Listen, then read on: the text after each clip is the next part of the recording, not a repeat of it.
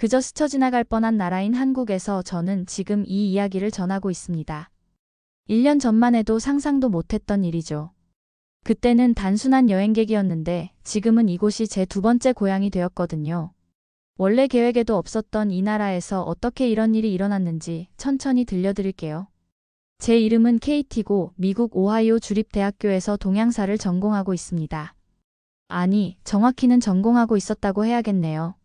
지금은 서울의 한 대학교에서 교환학생으로 지내고 있거든요.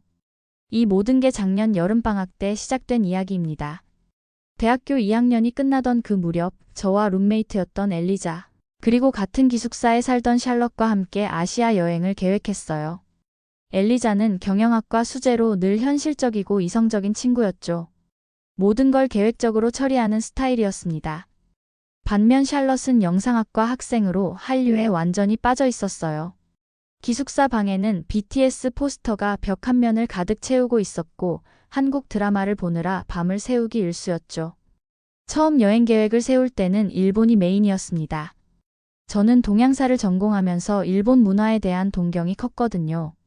교과서에서 배운 일본의 전통 문화, 정갈한 도시 풍경, 그리고 완벽한 서비스 정신까지. 모든 게 완벽해 보였어요. 엘리자도 일본의 체계적인 시스템에 관심이 많았고요. 그런데 샬럿이 한마디 했죠. 이왕 아시아에 가는 거 한국도 들러보자고요. 솔직히 저와 엘리자는 처음엔 별로 내키지 않았어요. 일본 여행만으로도 일정이 빡빡했거든요. 하지만 샬럿이 워낙 간절하게 부탁하는 바람에 마지막 3일 정도는 서울에 머물기로 했습니다. 그때만 해도 한국은 그냥 덤으로 들르는 곳 정도로 생각했죠. 일본이 메인이고 한국은 샬럿의 한류 덕질을 위한 보너스 코스 정도로 여겼습니다. 지금 생각해보면 정말 어이없는 생각이었는데 말이에요. 여행 준비 과정에서도 차이가 확연했어요. 일본에 대해서는 가이드북을 여러 권 사서 읽고 인터넷으로 정보를 수집하고 가볼 만한 곳들을 리스트업했죠. 반면 한국에 대해서는 샬럿이 추천하는 몇 군데 장소만 대충 찾아봤습니다. 명동, 홍대, 강남 정도요. 비행기표도 도쿄, 인천, 서울 순으로 예약했어요. 총 2주 일정 중에서 일본에 10일, 한국에 4일이었죠. 지금 돌이켜보면 이 순서가 정말 중요했던 것 같아요. 만약 한국을 먼저 갔다면 어땠을까 하는 생각이 들거든요. 출발 전날 밤 3명이 기숙사 로비에서 마지막 점검을 했어요. 엘리자는 여행 일정표를 다시 한번 확인하고 샬럿은 한국에서 사야 할 화장품 리스트를 정리하고 있었죠. 저는 일본어 회화책을 마지막으로 훑어보고 있었습니다. 그런데 이상하게도 한국에 대해서는 별다른 준비를 하지 않았어요. 언어도, 문화도, 예의범절도요. 그냥 샬럿이 좋아하는 K-팝 가수들 몇 명 이름 정도만 알고 있을 뿐이었죠. 지금 생각해보면 정말 무례했다는 생각이 들어요. 공항으로 향하는 차 안에서도 우리의 관심은 온통 일본에 가 있었습니다. 도쿄에 어떤 거리를 걸어볼지, 어떤 음식을 먹어볼지, 어떤 쇼핑을 할지에 대한 이야기뿐이었어요. 한국 이야기는 거의 나오지 않았죠. 비행기에서도 마찬가지였어요. 일본 가이드북을 읽고 일본어 단어를 외우고 일본에서의 계획을 다시 한번 점검했습니다. 한국은 정말 마지막 코스, 여행의 마무리 정도로만 생각하고 있었어요. 그런데 지금 되돌아보니 이 모든 계획과 기대가 얼마나 뒤바뀔지 전혀 몰랐죠. 일본이 메인이 될 줄 알았는데 한국이 진짜 여행의 핵심이 될 줄이야. 그리고 무엇보다 여행이 아니라 새로운 삶의 시작이 될 줄은 꿈에도 몰랐습니다. 도쿄 나리타 공항에 도착했을 때의 첫인상은 정말 완벽했습니다. 깨끗하고 질서정연한 모든 것들이 마치 교과서에서 본 그대로였어요. 공항 직원들의 정중한 인사, 완벽하게 정리된 안내 표지판들, 그리고 시간에 정확한 모든 시스템까지요. 하지만 문제는 바로 시작됐습니다. 입국 심사대에서부터요. 심사관이 여권을 받으면서 뭔가 질문을 하는데 전혀 알아들을 수 없었어요. 저희가 영어로 대답하니까 그분도 당황하시더라고요. 결국 몸짓으로만 소통하며 겨우 통과했죠. 공항에서 호텔로 가는 길도 마찬가지였어요. 지하철표를 사려고 하는데 직원분께 영어로 물어봐도 고개만 저으시더라고요. 미안하다는 표정으로 계속 고개를 숙이시면서요. 정중하긴 했지만 도움을 받을 수는 없었습니다. 호텔에 체크인할 때도 비슷했어요. 프런트 직원이 일본어로 뭔가 열심히 설명해 주시는데 하나도 이해할 수 없었죠. 영어 매뉴얼을 달라고 하니까 그제야 간단한 종이 한 장을 주시더라고요.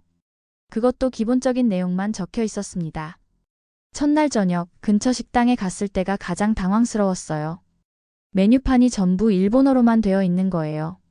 사진이라도 있으면 좋겠는데 글자만 빼곡히 적혀 있었죠. 직원분께 영어 메뉴가 있냐고 물어봤더니 없다고 하시더라고요. 결국 옆 테이블 손님이 먹는 걸 보고 손가락으로 가리키며 주문했습니다. 그런데 그 과정에서도 직원분은 저희와 눈을 맞추려 하지 않으시더라고요. 최대한 빨리 주문을 받고 가버리시는 느낌이었어요. 음식은 정말 맛있었어요. 그리고 서비스도 완벽했죠. 물은 항상 가득 채워져 있었고 반찬도 정갈하게 나왔습니다.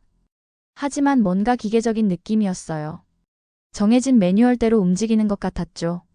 둘째 날에는 아사쿠사 절에 갔어요. 정말 아름다운 곳이었죠. 하지만 여기서도 비슷한 경험을 했습니다. 절에 대해 궁금한 게 있어서 주변에 있던 분께 물어봤는데 영어를 못하신다며 손사래를 치시더라고요.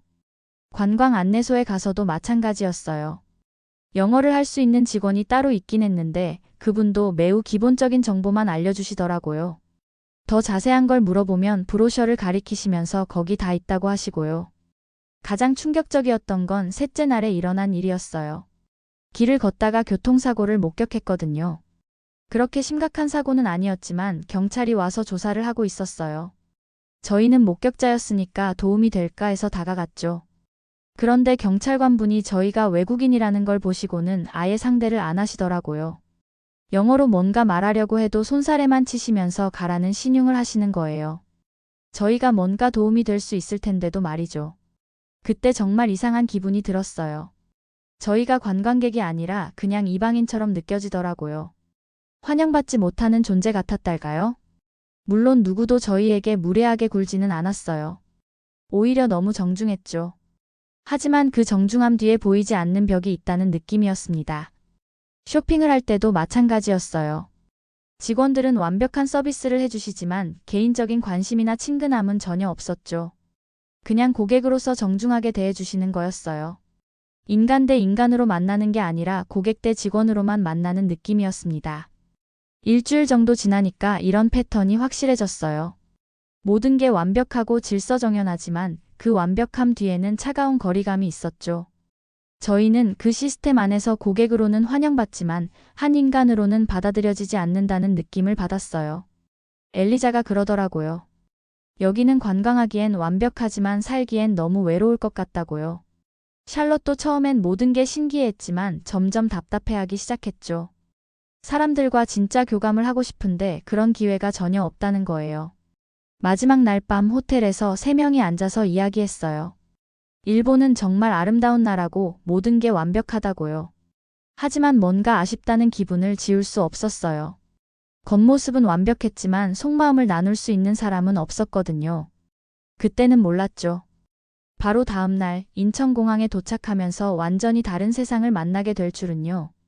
도쿄에서 인천공항으로 향하는 비행기 안에서 저희는 여전히 일본에서의 경험을 정리하고 있었어요. 완벽했지만 뭔가 차가웠던 그 느낌들을 말이죠. 한국에 대한 기대는 솔직히 크지 않았습니다. 그냥 샬럿의 한류 덕질을 위한 마지막 코스 정도로 생각하고 있었거든요. 그런데 인천공항에 도착하자마자 분위기가 완전히 달랐어요. 비행기에서 내리면서부터 뭔가 다르다는 걸 느꼈죠. 공항 직원들이 지나가면서 자연스럽게 미소를 보내주더라고요. 일본에서는 정중한 인사를 받았다면 여기서는 진짜 웃음을 받는 느낌이었어요. 입국 심사대에 줄을 서 있는데 앞에서 심사를 받고 있던 외국인 관광객이 뭔가 질문을 하고 있었어요. 그런데 심사관이 영어로 친절하게 설명해 주시더라고요. 일본에서 겪었던 상황과는 정반대였죠. 저희 차례가 되었을 때도 마찬가지였어요. 심사관이 여권을 받으면서 웰컴 투 코리아라고 말씀해 주시더라고요. 그냥 업무적인 인사가 아니라 정말 환영한다는 느낌이 들었어요. 여행 목적이 뭔지, 얼마나 머물 예정인지도 관심을 가지고 물어보시고요. 공항에서 나와서 지하철역으로 향하는데 안내 표지판들을 보고 깜짝 놀랐어요. 한국어, 영어, 중국어, 일본어가 모두 적혀 있는 거예요. 일본에서는 일본어만 있거나 영어가 있어도 아주 작게 적혀 있었는데 여기서는 외국인을 배려하는 게 확실히 느껴졌죠.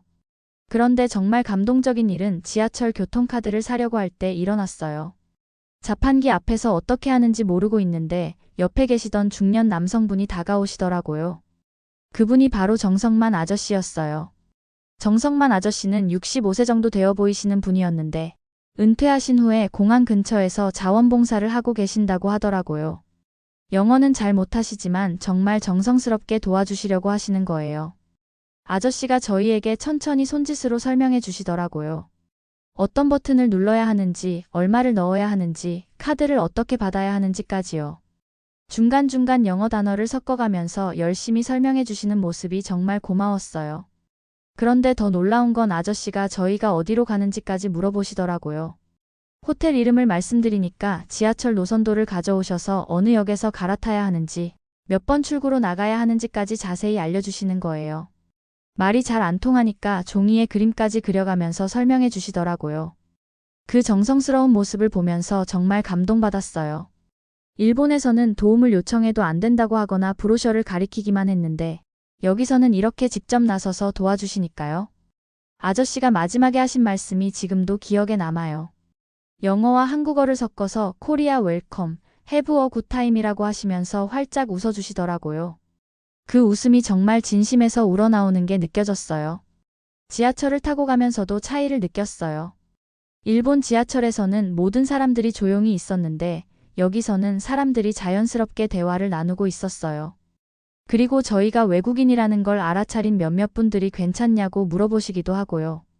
호텔에 도착해서 체크인을 할 때도 마찬가지였어요. 프런트 직원이 영어로 친절하게 안내해 주시면서 주변 맛집이나 관광지도 추천해 주시더라고요. 그냥 업무적인 정보가 아니라 개인적인 경험을 바탕으로 추천해 주시는 느낌이었어요. 방에 올라가서 짐을 정리하면서 3명이 이야기했어요. 아직 한국에 온 지 몇 시간밖에 안 됐는데 벌써 분위기가 완전히 다르다고요. 일본에서는 정중한 거리감을 느꼈다면 여기서는 따뜻한 관심을 느낀다고요. 샬럿이 그러더라고요. 아직 한류 스타들도 못 봤고 한국 음식도 제대로 안 먹어봤는데 벌써 한국이 좋아진다고요. 엘리자도 공항에서부터 시스템이 외국인 친화적으로 되어 있는 게 인상적이라고 하더라고요. 저는 정성만 아저씨 생각이 계속 났어요. 저희를 도와주실 의무도 없으시고 영어도 잘 못하시는데 그렇게 정성스럽게 도와주시던 모습이요. 그분의 마음이 정말 따뜻하게 느껴졌거든요. 그날 밤 처음으로 한국에서의 기대감이 생기기 시작했어요. 아직 제대로 된 경험은 하지 못했지만 사람들의 마음이 열려 있다는 걸 느꼈거든요. 일본에서 느꼈던 그 보이지 않는 벽이 여기서는 없다는 건 말이에요. 다음 날부터 본격적인 서울 탐방이 시작될 예정이었는데 벌써부터 설레기 시작했어요. 과연 이 따뜻함이 계속 이어질지 아니면 처음에만 그런 건지 궁금했거든요. 하지만 마음 한편으로는 이미 확신하고 있었어요. 여기서는 뭔가 다른 경험을 하게 될 것 같다고요. 다음 날 아침 본격적인 서울 탐방을 시작했어요. 첫 번째 목적지는 호텔 근처에 있는 작은 국밥집이었습니다. 가이드북에 나온 유명한 곳이 아니라 그냥 지나가다가 눈에 띈 동네 식당이었어요. 문을 열고 들어가니까 사장님이 반갑게 인사해 주시더라고요. 아, 외국에서 왔구나 하시면서 자리를 안내해 주시는데 그 표정이 정말 환한 거예요. 일본 식당에서 봤던 그 조심스러운 표정과는 완전히 달랐죠. 메뉴판을 보니까 한국어로만 되어 있었어요. 그런데 저희가 당황하는 걸 보시고는 사장님이 직접 나오셔서 하나하나 설명해 주시더라고요. 영어와 한국어를 섞어가면서 때로는 몸짓으로 표현해가면서 말이에요. 김치찌개가 뭔지 설명하실 때는 직접 김치를 가져오셔서 보여주시면서 매운 정도까지 알려주시더라고요. 저희가 매운 걸 잘 못 먹는다고 하니까 덜 맵게 해드릴 수 있다고 하시고요. 그런 세심한 배려가 정말 감동적이었어요. 음식이 나왔을 때도 놀랐어요. 반찬이 이렇게 많이 나오는 줄 몰랐거든요. 그런데 더 놀라운 건 사장님이 중간중간 와서 반찬을 더 갖다 주시고 매운지 안 매운지 계속 물어보시는 거예요. 저희가 김치가 맛있다고 하니까 더 갖다 주시면서 정말 좋아하시더라고요. 식사를 마치고 나가려는데 사장님이 또 와서 맛있게 먹었냐고 물어보시더라고요. 그리고 내일도 오라고 하시면서 다른 메뉴도 추천해 주시고요. 마치 저희가 단골 손님인 것처럼 대해 주시는 거예요. 점심때는 명동에 가서 떡볶이를 먹어봤어요. 포장마차에서 파는 길거리 음식이었는데 아주머니가 정말 친절하시더라고요.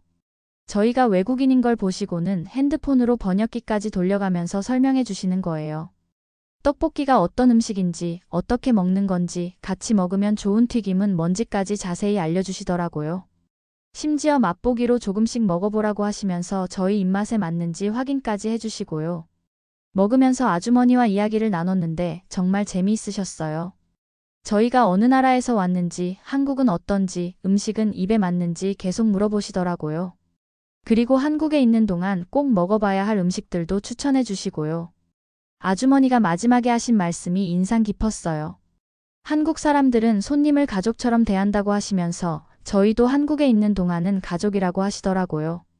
그 말을 들었을 때 정말 뭉클했어요. 저녁에는 삼겹살집에 갔어요. 여기서도 비슷한 경험을 했죠.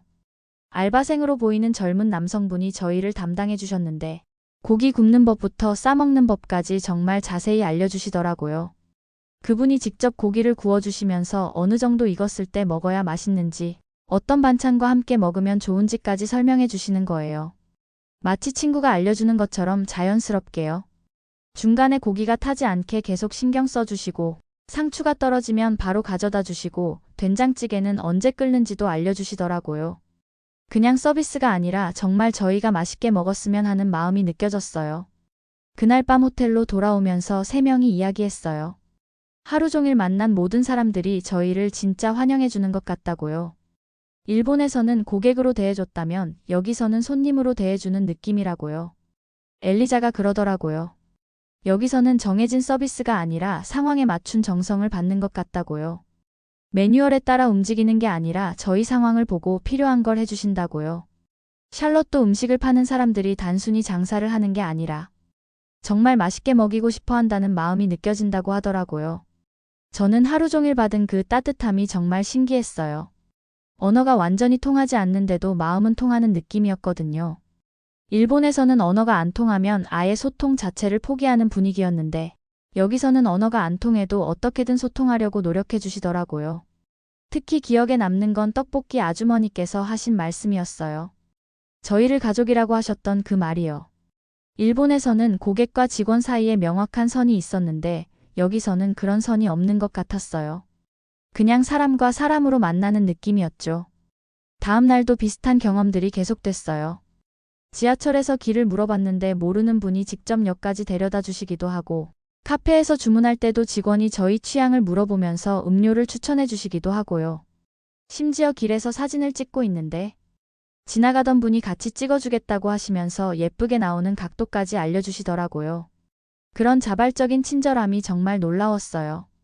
점점 확신이 들기 시작했어요. 이건 처음 며칠만 그런 게 아니라 한국 사람들의 기본적인 성향인 것 같다고요. 저희를 단순한 관광객이 아니라 잠시 한국에 머물고 있는 사람으로 봐주시는 것 같았어요. 그리고 무엇보다 저희가 실수를 해도 괜찮다는 분위기였어요. 일본에서는 모든 게 완벽해야 한다는 압박감이 있었는데 여기서는 틀려도 웃으면서 다시 알려주시더라고요. 그런 여유로움이 저희를 더 편안하게 만들어줬죠. 셋째 날 홍대에 갔을 때 정말 신기한 광경을 목격했어요. K-팝 관련 상점들 앞에 일본인 관광객들이 줄을 서서 사진을 찍고 있는 거예요. 저희가 일본에서 봤던 그 정중하고 조용한 일본 사람들과는 완전히 다른 모습이었죠.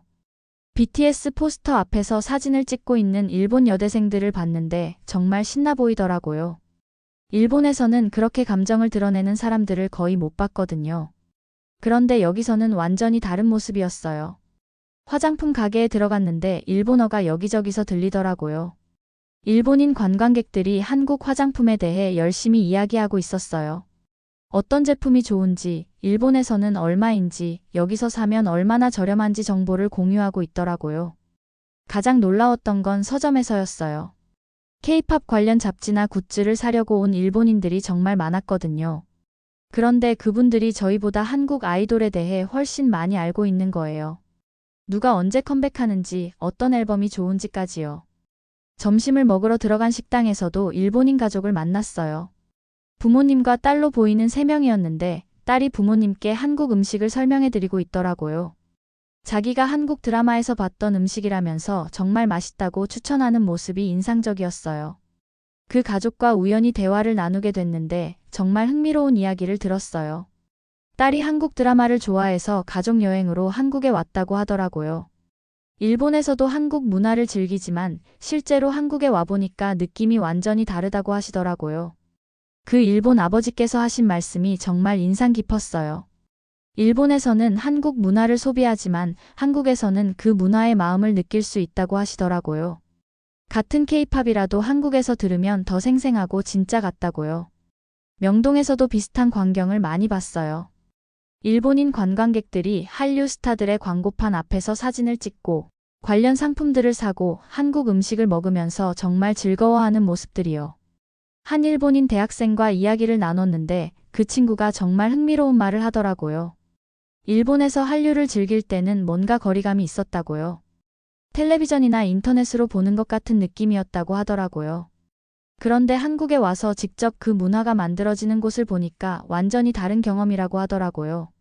거리에서 들리는 케이팝, 사람들이 자연스럽게 부르는 노래, 그리고 무엇보다 그 문화를 만들어내는 사람들의 열정을 직접 느낄 수 있다고요. 그 친구가 한 말이 정말 기억에 남아요. 한류는 일본에서도 인기가 많지만 한국에서 진짜 빛난다고 하더라고요. 마치 원본과 복사본의 차이 같다고 표현하더라고요. 기술적으로는 똑같을지 몰라도 느낌은 완전히 다르다고요. 저는 그 말을 들으면서 정말 많은 생각이 들었어요. 저희도 비슷한 경험을 하고 있는 건 아닌가 싶었거든요. 일본에서는 완벽한 시스템을 경험했지만 한국에서는 그 시스템을 만들어내는 사람들의 마음을 경험하고 있는 것 같았어요. 홍대 클럽 앞에서 본 광경도 잊을 수 없어요. 일본인 젊은이들이 한국 친구들과 함께 어울리면서 정말 자유롭게 즐기고 있더라고요. 일본에서 봤던 그 조심스럽고 예의 바른 모습과는 완전히 달랐어요. 그 모습을 보면서 문화라는 게 단순히 콘텐츠만이 아니라는 걸 느꼈어요. 그 문화가 만들어지는 환경, 사람들의 마음가짐, 그리고 그것을 받아들이는 분위기까지 모든 게 중요한 거라는 생각이 들었죠. 일본인들이 한국에서 보여주는 모습들이 저희에게는 정말 놀라웠어요. 같은 사람들인데 환경이 바뀌니까 이렇게 다른 모습을 보일 수 있다는 게 신기했거든요. 그리고 그런 변화를 가능하게 하는 한국의 분위기가 정말 매력적이라고 생각했어요. 그날 밤 호텔에서 3명이 이야기했어요. 한류가 일본에서도 인기가 많다는 건 알고 있었지만 실제로 한국에 와서 그걸 경험하는 일본인들의 모습을 보니까 새로운 걸 깨달았다고요. 문화의 힘이 정말 대단하다는 것과 그 문화를 만들어내는 한국이라는 나라가 정말 특별하다는 걸 말이에요. 마지막 날이 되었어요. 인천공항에서 미국으로 돌아갈 비행기를 타기로 되어 있던 날이었죠. 아침에 호텔에서 체크아웃을 하고 짐을 정리하면서도 뭔가 아쉬운 마음이 계속 들었어요. 지난 며칠 동안 경험했던 모든 것들이 마치 꿈 같았거든요. 일본에서 느꼈던 완벽하지만 차가운 거리감과 달리 한국에서는 따뜻하지만 진실한 관심을 받았어요. 사람들의 마음이 정말 열려 있다는 걸 온몸으로 느꼈죠. 공항으로 가는 지하철 안에서도 마지막까지 한국 사람들의 친절을 경험했어요. 무거운 짐을 들고 있는 저희를 보고 자리를 양보해 주시는 분도 계시고 공항에서 어느 터미널인지 물어보니까 친절하게 알려주시는 분도 계시고요. 인천공항에 도착해서 체크인을 하려고 하는데 갑자기 발걸음이 멈춰지더라고요. 정말 이대로 돌아가야 하나 싶은 마음이 들었어요. 엘리자와 샬럿은 이미 체크인 카운터로 향하고 있었는데 저만 그 자리에 서 있었죠. 그때 머릿속으로 지난 며칠간의 경험들이 빠르게 스쳐 지나갔어요. 정성만 아저씨의 따뜻한 미소, 국밥집 사장님의 정성스러운 설명, 떡볶이 아주머니의 가족 같은 마음, 그리고 수많은 사람들의 진심 어린 관심들이요. 일본에서는 관광객으로만 느껴졌는데 한국에서는 잠시 머무는 이웃 같은 느낌을 받았어요. 사람들이 저희를 외국인이라고 해서 특별히 대하는 게 아니라 그냥 자연스럽게 받아들여주는 그 분위기가 정말 좋았거든요. 엘리자가 돌아와서 왜 안 오냐고 물어봤을 때 저는 솔직하게 말했어요. 그냥 여행으로 끝내기엔 아쉽다고, 이 사람들과 더 이야기해보고 싶다고요. 한국어도 배워보고 싶고 이 문화를 더 깊이 이해해보고 싶다고 했죠. 샬럿은 제 마음을 이해한다고 하면서도 걱정스러워했어요. 갑자기 이런 결정을 내려도 되는 건지, 학교는 어떻게 할 건지, 부모님은 뭐라고 하실지 말이에요. 엘리자도 너무 성급한 결정 아니냐고 하더라고요. 하지만 저는 이미 마음이 정해져 있었어요.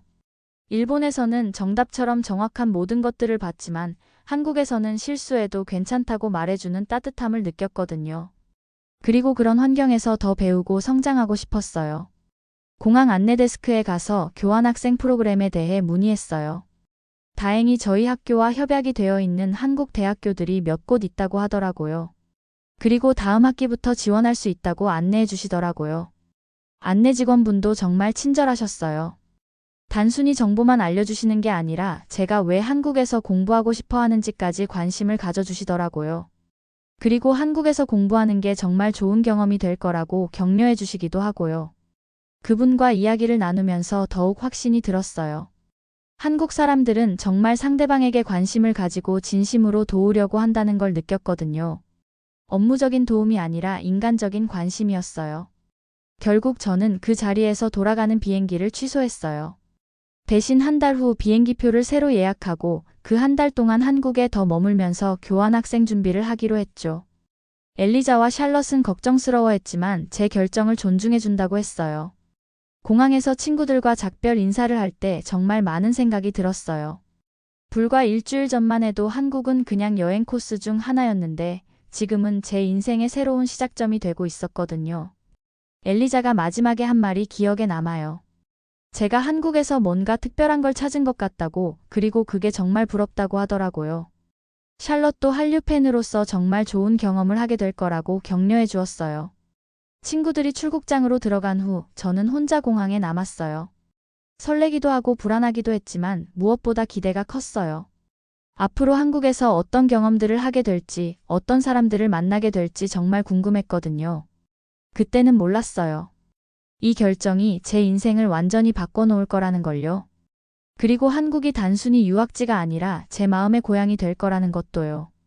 교환학생 준비를 하는 그 한 달 동안 정말 많은 일들이 있었어요. 먼저 한국어 공부를 시작했는데 생각보다 어려웠지만 재미있었어요. 특히 한국 사람들이 제가 한국어로 인사하면 정말 좋아하시더라고요. 가장 먼저 다시 찾아간 곳은 그 국밥집이었어요. 사장님이 저를 기억하고 계시더라고요. 아, 미국에서 온 친구구나 하시면서 반갑게 맞아주셨어요. 제가 한 달 더 있게 됐다고 말씀드리니까 정말 좋아하시면서 특별한 메뉴를 해주시겠다고 하시더라고요. 그날부터 거의 매일 그 국밥집에 갔어요. 사장님이 저에게 한국어를 가르쳐 주시기도 하고 한국 음식에 대해 설명해 주시기도 하셨거든요. 단순한 손님과 사장 관계를 넘어서 정말 가족 같은 느낌이 되어갔어요. 정성만 아저씨와도 다시 만났어요. 공항에서 우연히 만났는데 저를 기억하고 계시더라고요. 제가 한국에 더 머물게 됐다고 말씀드리니까 정말 기뻐하시면서 딸 같다고 하시더라고요. 그리고 어려운 일이 있으면 언제든 연락하라고 하시면서 연락처까지 주셨어요. 아저씨는 정말 한국 아버지 같은 분이셨어요. 제가 교환학생 준비를 한다고 하니까 직접 대학교까지 데려다 주시면서 이것저것 조언해 주시고요. 한국에서 생활할 때 주의해야 할 점들, 좋은 사람들 만나는 법, 그리고 한국 문화에 대해서도 많이 알려주셨어요. 언어교환 프로그램에도 참여했어요. 한국 대학생들과 만나서 저는 영어를 가르쳐주고 그 친구들은 저에게 한국어를 가르쳐주는 프로그램이었죠. 그 친구들을 통해서 정말 많은 걸 배웠어요. 특히 민지라는 친구와 가장 친해졌는데 그 친구가 한국의 젊은 문화에 대해 많이 알려줬어요. 어떤 카페가 좋은지, 어떤 음식이 맛있는지, 그리고 한국 젊은이들이 어떻게 생활하는지까지요. 정말 좋은 친구가 되었어요. 대학교 동아리 활동도 시작했어요. 국제교류 동아리에 들어가서 다른 외국인 학생들과도 만나고 한국 학생들과도 교류했죠. 처음에는 언어 때문에 어려움이 있었지만 다들 정말 친절하게 도와주시더라고요. 가장 감동적이었던 건 추석 때였어요. 정성만 아저씨가 저를 집으로 초대해 주신 거예요. 혼자 있지 말고 가족들과 함께 명절을 보내라고 하시면서요.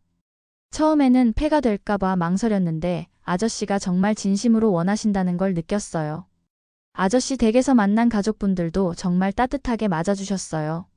아저씨의 부인분, 아들, 며느리, 그리고 손자까지요. 처음 보는 외국인인 저를 정말 가족처럼 대해주시더라고요. 한복도 입혀주시고 전통 음식도 만드는 법을 가르쳐 주시고요. 그날 밤 아저씨와 이야기를 나누면서 정말 많은 걸 느꼈어요. 아저씨가 하신 말씀이 지금도 기억에 남아요. 가족이라는 건 피만으로 이어지는 게 아니라 마음으로 이어지는 거라고 하시더라고요. 그리고 저도 이제 아저씨의 한국 딸이라고 하시면서요. 국밥집 사장님도 명절 때 특별히 음식을 해주셨어요. 제가 혼자 있을까봐 걱정하셔서 명절 음식을 따로 포장해 주시면서 가져가라고 하시더라고요. 그리고 앞으로도 어려운 일이 있으면 언제든 말하라고 하시고요. 점점 한국이 제게는 단순한 유학지가 아니라 진짜 생활터전이 되어가고 있었어요. 사람들과의 관계도 깊어지고 한국 문화도 더 이해하게 되고 무엇보다 이곳에서 제자리를 찾아가는 느낌이었어요. 한국어도 많이 늘었어요. 처음에는 간단한 인사말 정도만 할 수 있었는데 이제는 일상 대화는 어느 정도 가능해졌거든요. 사람들이 제가 한국어로 이야기하면 정말 기뻐하시더라고요. 가장 뿌듯했던 순간은 한국 친구들이 저를 진짜 친구로 받아들여준다고 느꼈을 때였어요. 처음에는 외국인이라서 특별히 신경 써주시는 건가 싶었는데 시간이 지나면서 그냥 자연스러운 친구가 된 거였어요. 그 과정에서 한국이라는 나라의 진짜 매력을 알게 됐어요. 완벽하지 않지만 그 불완전함 속에서 사람들이 서로를 챙겨주는 따뜻함, 낯선 사람도 가족처럼 받아들이는 포용력, 그리고 진심으로 관심을 가져주는 마음 등등이요. 정식으로 교환학생이 시작되기 전까지의 그 한 달이 정말 소중한 시간이었어요. 그 기간 동안 저는 단순한 관광객에서 한국 사회의 일원으로 변해가고 있었거든요. 그리고 그 변화가 정말 자연스럽고 편안했어요. 1년이 지났어요. 교환학생으로 한국에서 생활하면서 정말 많은 것들이 변했죠. 한국어도 유창해졌고 한국 친구들도 많이 생겼고 무엇보다 이곳이 제 진짜 고향처럼 느껴지게 됐어요. 그동안 엘리자와 샬럿과는 계속 연락을 주고받았어요. 제가 한국에서 겪는 일들을 SNS에 올리면 두 친구가 정말 부러워하더라고요. 특히 정성만 아저씨와 국밥집 사장님과의 이야기를 들을 때마다 자기들도 그런 경험을 해보고 싶다고 하곤 했어요. 그러던 어느 날 엘리자에게서 깜짝 연락이 왔어요. 자기도 교환학생을 신청했다고요. 제가 한국에서 보내는 사진들과 이야기들을 보면서 정말 가고 싶어졌다고 하더라고요. 그리고 얼마 후에는 샬럿도 똑같은 연락을 해왔어요. 두 친구 모두 다음 학기에 한국으로 오게 됐다는 소식을 들었을 때 정말 기뻤어요. 1년 전에 함께 여행했던 친구들과 다시 만날 수 있다는 것도 좋았지만 무엇보다 제가 사랑하게 된 이 한국을 친구들과 함께 나눌 수 있다는 게 설렜거든요. 친구들이 도착하는 날, 저는 정성만 아저씨와 함께 인천공항에 마중을 나갔어요. 아저씨가 제 친구들을 만나보고 싶다고 하셔서 함께 가게 됐죠. 국밥집 사장님도 저녁에 특별한 음식을 준비해 주시겠다고 하셨어요. 공항에서 친구들을 만났을 때의 그 감동은 지금도 잊을 수 없어요. 1년 만에 만나는 것도 감동적이었지만 제가 한국어로 공항 직원들과 자연스럽게 대화하는 모습을 보고 친구들이 정말 놀라더라고요. 정성만 아저씨를 소개해 드렸을 때 친구들의 반응도 인상적이었어요. 제가 그동안 이야기해왔던 바로 그분이라는 걸 알고는 정말 반가워하더라고요. 아저씨도 제 친구들을 정말 반갑게 맞아주셨어요. 국밥집에서의 첫 식사도 정말 특별했어요.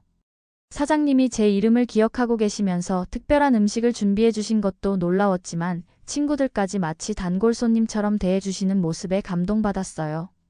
엘리자가 그날 밤 저에게 말하더라고요. 1년 전에 왔을 때와 완전히 다른 경험이라고요. 그때는 외국인 관광객이었다면 지금은 KT의 친구로서 환영받는 느낌이라고 하더라고요. 샬럿도 한류 팬으로서 꿈꿔왔던 바로 그 따뜻함을 느낀다고 했어요. 몇 주가 지나면서 친구들도 점점 한국 생활에 적응해 갔어요. 저와 함께 언어교환 프로그램에 참여하고 동아리 활동도 하고 한국 친구들과도 어울리기 시작했죠. 무엇보다 정성만 아저씨와 국밥집 사장님이 친구들까지 가족처럼 챙겨주시는 모습이 정말 감동적이었어요. 추석이 다시 돌아왔을 때 이번에는 3명 모두 정성만 아저씨 댁에 초대받았어요. 아저씨가 KT의 친구들이니까 다 가족이라고 하시면서요. 그날 아저씨 가족분들과 함께한 시간은 정말 잊을 수 없는 추억이 됐어요. 아저씨의 손자가 저희에게 한국 전통놀이를 가르쳐주고 아저씨 부인분은 한복 입는 법을 알려주시고 며느리분은 전 부치는 법을 가르쳐주셨어요. 진짜 가족의 일원이 된 것 같은 느낌이었죠. 그날 밤 아저씨가 하신 말씀이 정말 가슴에 와 닿았어요. 1년 전에 공항에서 처음 만났을 때는 도움이 필요한 외국인 관광객들이었는데 지금은 진짜 한국의 딸들이 됐다고 하시더라고요. 그리고 한국이 저희에게 고향이 되어줘서 고맙다고 하시는 거예요. 국밥집 사장님도 비슷한 말씀을 해주셨어요. 처음에는 메뉴를 설명해드리는 손님들이었는데 이제는 매일 안부를 묻고 싶은 딸들 같다고 하시면서요.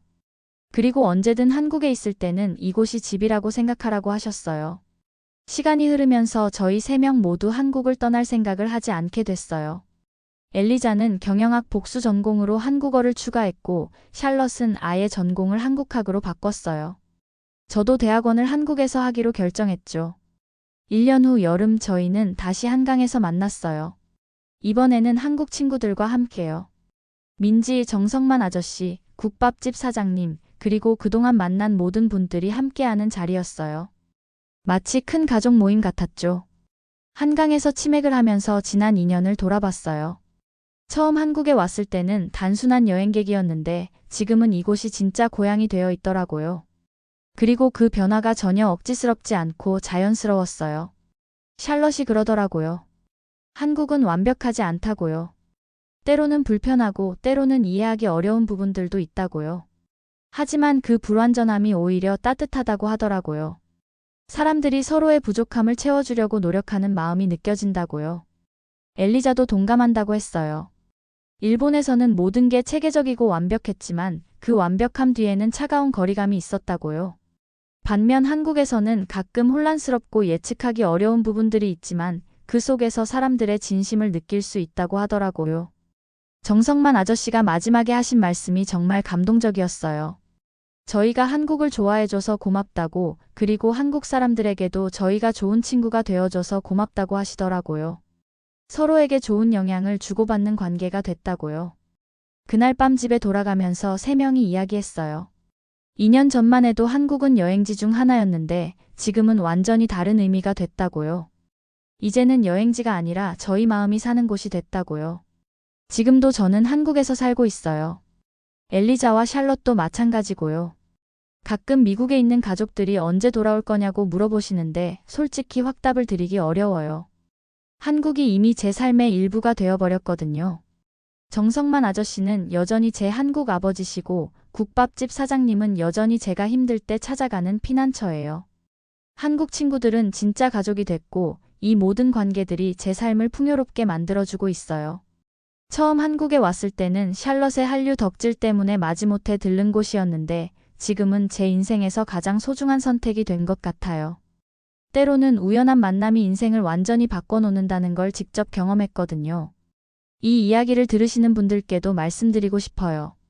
여행이라는 건 단순히 새로운 곳을 보는 게 아니라 새로운 마음을 만나는 거라는 것을요. 그리고 그 마음들이 모여서 진짜 의미 있는 관계를 만들어낼 수 있다는 것을요. 지금 이 순간도 저는 한국에서 새로운 하루를 시작하고 있어요. 오늘도 정성만 아저씨께 안부 전화를 드리고 국밥집에서 따뜻한 국밥 한 그릇 먹고 한국 친구들과 함께 소중한 시간을 보낼 예정이에요. 이 모든 일상이 제게는 가장 큰 행복이거든요.